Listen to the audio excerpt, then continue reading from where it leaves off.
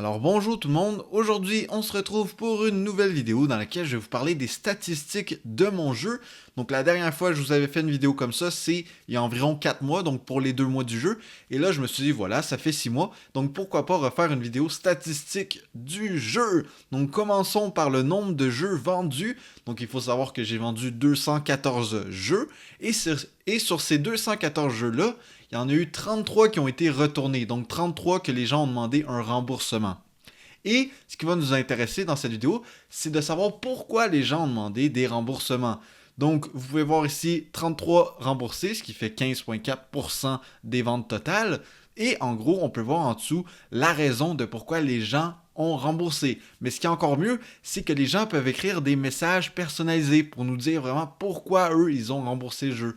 Donc là, on va plutôt regarder le terme global, donc le terme général. Donc il y a 18 personnes qui trouvaient le jeu pas le fun, 5 personnes qui avaient d'autres problèmes, 3 personnes qui l'ont acheté par accident, une personne qui disait que le jeu crash, d'autres encore, je sais pas pourquoi c'est pas la même catégorie, mais voilà, d'autres problèmes, le gameplay qui crash, le jeu veut pas se lancer, le jeu est trop difficile, le PC de la personne n'est pas assez puissant pour rouler le jeu, et des problèmes de performance. Donc nous, ce qui va nous intéresser, c'est de voir en profondeur ce que les gens ont laissé en messages personnalisés. Et vous allez voir que les messages personnalisés qu'ils m'ont laissé, eh bien ça m'a aidé à développer le jeu pour le rendre mieux. Donc par exemple, si on va dans l'onglet Not Fun, donc comme ça, je vais ici, eh bien vous allez voir que le premier message que j'ai eu, c'est It gets lame after time. Donc ça devient ennuyant après certains temps. Donc ça, je sais, mon jeu, quand tu joues trop souvent, après c'est plus le fun, c'est toujours le même concept. Donc ça, pour faire ça, j'ai essayé de faire qu'on peut créer nos propres maps. Comme ça, tu vois, tu peux toujours changer un peu. Mais voilà, celle-là, je n'ai pas encore 100% remédié. Si on regarde le dernier, parce qu'on va faire lui du milieu en dernier, vu qu'il est dans une autre langue, je vais vous la traduire.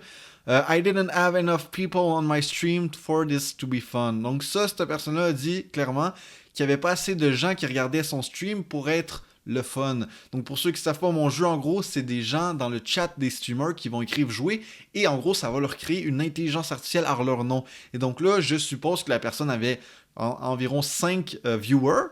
Et donc, même si chacun des gens de son chat voulait jouer, eh bien, ça faisait des Battle Royale de seulement 5 personnes.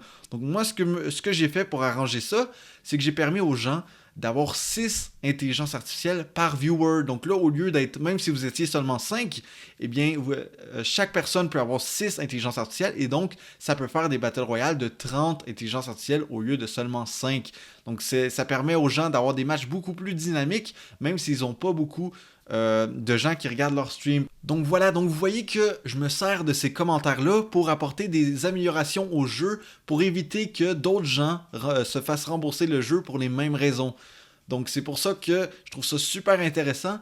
Donc si vous sortez un jeu sur Steam, essayez d'aller voir les raisons pourquoi les gens se font rembourser votre jeu et essayez de les arranger. Donc là, maintenant, on va passer aux commentaires du milieu. Donc, je vais pas vous la lire en brésilien, parce que voilà, je ne parle pas malheureusement le brésilien. Donc voilà, j'ai copié-collé son commentaire sur Google Traduction, et là, ça me dit « Ce n'est pas la première personne, c'est juste un tas de boîtes. » Donc là, malheureusement, la personne, je sais pas pourquoi, a pensé que mon jeu, c'était un jeu en première personne, donc un peu comme Call of Duty. Donc pourtant, on voyait bien sur les trailers qu'il n'y a aucune première personne. C'est tout en troisième personne, ou en vue de haut, ou en vue libre. Mais il n'y a jamais de première personne. Et après ça, c'est juste un tas de boîtes. Je pense qu'elle parle de mes personnages qui sont seulement des carrés avec des bras. Bon, ça, je peux pas trop vraiment le régler, parce que mon jeu est comme tu fais beaucoup de joueurs, et bien si tu fais que chaque joueur est trop complexe, ça rend la scène beaucoup plus difficile à rouler. Tandis que là, je peux jouer à mon jeu sur un petit portable avec des graphiques intégrés, et ça roule quand même super bien. Donc voilà, je pense pas changer ces petites boîtes-là, comme ils appellent ça, parce que tout simplement, ben voilà, ça serait pas optimisé, et je trouve qu'ils sont quand même bien, tu sais. Ils sont quand même sympas, les petites boîtes-là, même si, voilà, ça reste des petites boîtes. Mais en tout cas, ensuite de ça, on passe à l'autre commentaire, donc, ça aussi qui m'a beaucoup aidé, qui me dit No support for Facebook Live, donc il n'y a pas de support pour la plateforme de streaming sur Facebook.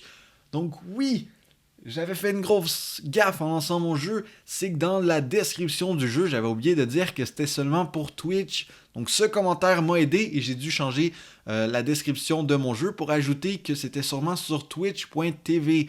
Donc merci beaucoup à cette personne, vraiment, parce que voilà, j'avais oublié. Donc les gens en achetant mon jeu, ils voyaient juste permet aux streamers de créer des Battle Royale avec leur chat. Mais si voilà, si les gens venaient de YouTube, de Facebook, ben ils savaient pas si ça marchait ou non. Donc il fallait qu'ils achètent le jeu et qu'ils le testent. Et bien grâce à lui, voilà, je l'ai ajouté dans la description et les gens n'ont pas de mauvaises surprises. Et les amis, le dernier commentaire que j'ai eu, c'est que le jeu était trop difficile, qu'il aurait pu avoir une crosshair. Donc pour ceux qui ne savent pas c'est quoi une crosshair, c'est un peu une indication pour dire où tu vises. Et aussi qu'on pourrait ajuster la sensibilité. Donc ça, je pense pas le faire parce que les contrôles des intelligences artificielles, voilà, faut pas qu'ils soient flexibles, c'est bien comme c'est là. Tout le monde a la même chance et tout. Et voilà, mais sinon il a dit, ça a du bon potentiel, c'est juste pas ce que je recherche. Donc voilà, c'est tout pour les commentaires et voilà, j'espère que ça vous a plu quand même cette vidéo qui est un peu différente, c'est plus du blabla. Donc c'est tout pour celle-ci. J'espère que celle-ci vous aura plu, c'est le Case Night. Allez, salut tout le monde, peace!